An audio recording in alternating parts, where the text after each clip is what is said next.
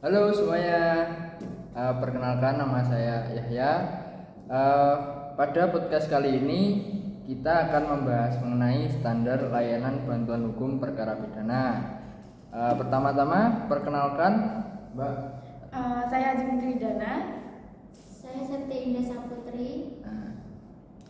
Saya akan bertanya Mbak mengenai apa sih pengertian standar layanan bantuan hukum perkara pidana? Menurut saya, standar layanan bantuan hukum perkara pidana itu adalah seperangkat pedoman atau kriteria yang menentukan tingkat pelayanan yang harus diberikan oleh penyedia bantuan hukum kepada klien yang menghadapi masalah hukum pidana. Ini termasuk hak klien, prosedur hukum yang harus diikuti, dan kualitas layanan yang diharapkan dalam memperjuangkan hak-hak hukum mereka dalam konteks perkara pidana. Standar ini juga bertujuan untuk memastikan bahwa semua individu memiliki akses yang setara terhadap bantuan hukum yang memadai dalam sistem hukum pidana. Selanjutnya, menurut Anda standar layanan tersebut itu bisa mencakup apa saja? Standar layanan dalam perkara pidana itu bisa mencakup yang pertama konsultasi hukum awal, yang kedua representasi hukum di pengadilan, yang ketiga penyediaan bantuan hukum dalam proses penyelidikan dan persidangan, yang keempat penyediaan akses ke informasi hukum dan hak-hak terkait, dan yang kelima membantu dalam proses penyelesaian kasus termasuk negosiasi rea beriden atau perjanjian pengakuan bersalah. Terus selain itu, dalam beberapa kasus, layanan bantuan hukum juga dapat mencakup penyediaan pengacara pembela yang ditugaskan untuk negara bagi mereka yang tidak mampu memperkerjakan pengacara sendiri. Selanjutnya, bagaimana komponen dalam standar layanan hukum perkara pidana? Jadi komponen dalam standar layanan bantuan hukum untuk perkara pidana itu yang pertama ada akses kepada pengacara. Jadi terdakwa yang tidak mampu secara finansial harus memiliki akses kepada pengacara yang berkualitas untuk memberikan pertolongan hukum. Yang kedua ada advokat pembela publik. Jadi negara seringkali menyediakan advokat pembela publik yang ditugaskan untuk memberikan bantuan hukum kepada terdakwa yang tidak mampu. Yang ketiga pengacara pro bono. Layanan hukum pro bono dapat disediakan oleh firma hukum atau advokat swasta yang bersedia memberikan layanan hukum secara sukarela kepada mereka yang membutuhkan. Keempat, informasi hukum. Terdakwa harus diberikan informasi yang memadai tentang hak-hak mereka, proses hukum, dan opsi yang tersedia untuk mereka. Kelima, ada konseling hukum. Layanan konseling hukum dapat diberikan kepada terdakwa untuk membantu mereka memahami situasi hukum mereka dan membuat keputusan yang tepat. Keenam, ada representasi hukum selama persidangan.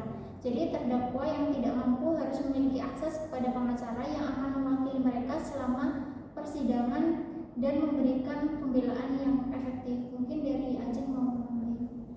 Lalu selanjutnya ada bantuan untuk pembebasan bersyarat atau pembebasan bersyarat.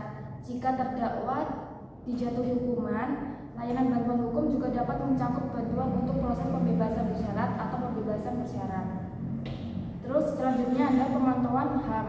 Organisasi hak asasi manusia atau badan pengawas sering memantau proses hukum pidana untuk memastikan bahwa hak-hak terdakwa dihormati dan standar bantuan hukum dipatuhi. Jadi itu komponen-komponennya. Selanjutnya itu bagaimana prosedur dalam layanan bantuan hukum perkara pidana? Baik, prosedur dalam standar layanan bantuan hukum perkara pidana itu ada beberapa. Yang pertama, pendaftaran dan penilaian kasus. Jadi klien mengajukan permohonan bantuan hukum dan mengisi formulir pendaftaran di lembaga atau organisasi yang menyediakan layanan tersebut. Lalu yang kedua, konsultasi awal. Klien bertemu dengan pengacara atau konselor hukum untuk konsultasi awal. Dalam konsultasi ini, pengacara akan meminta informasi lebih lanjut tentang kasus klien, menjelaskan hak-hak klien, dan memberikan penilaian awal tentang potensi pembelaan hukum. Yang ketiga, penugasan pengacara. Jika klien memenuhi syarat dan memutuskan untuk melanjutkan dengan bantuan hukum, pengacara atau tim pengacara ditugaskan untuk menangani kasus klien. Pengacara akan mulai menyusun strategi pembelaan dan melakukan investigasi lebih lanjut tentang kasus tersebut. Lalu yang keempat, persiapan dan pendampingan.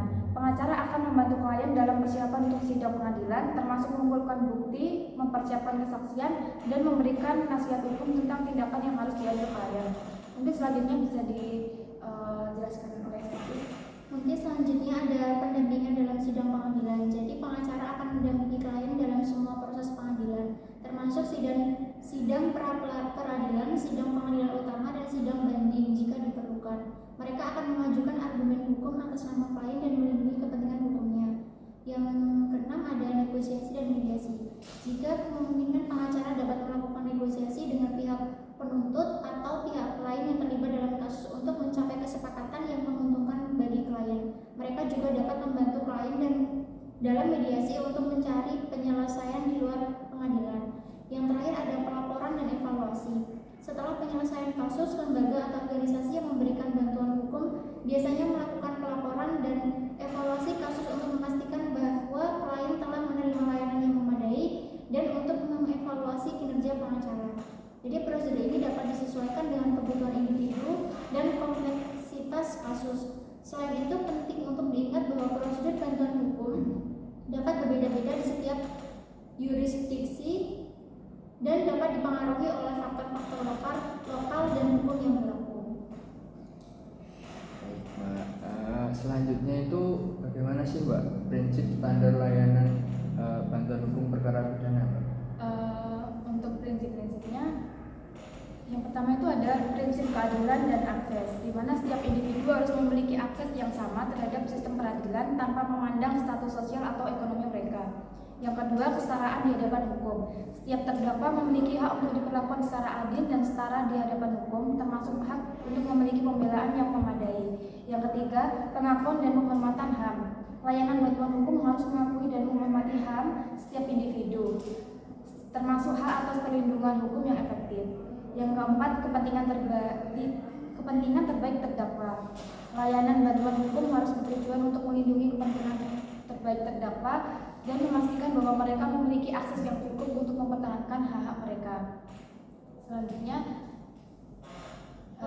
prinsip yang lain itu ada profesionalisme dan kualitas. Layanan bantuan hukum harus disediakan oleh para profesional yang kompeten dan berkualitas, termasuk pengacara yang berpengalaman dalam bidang hukum pidana. Terus kolaborasi dan komunikasi. Penting untuk adanya komunikasi yang baik antara terdakwa dan pengacara mereka, serta kolaborasi dalam mempersiapkan dan menjalani proses hukum. Ada lagi keberagaman dan inklusivitas. Layanan bantuan hukum harus mencerminkan keberagaman masyarakat dan memastikan bahwa kebutuhan individu dari berbagai latar belakang dipenuhi. Prinsip yang terakhir ada transparansi dan akuntabilitas. Proses penyediaan layanan bantuan hukum harus transparan dan dapat dipertanggungjawabkan sehingga memastikan bahwa kepercayaan publik terhadap sistem peradilan tetap terjaga. Baik, Mbak Septia dan Mbak Ajeng, penjelasannya cukup mengerti ya. Itu tadi podcast dari kami ya teman-teman. Kurang lebihnya nanti kita bikin podcast lagi. Wassalamualaikum warahmatullahi wabarakatuh. Bye bye.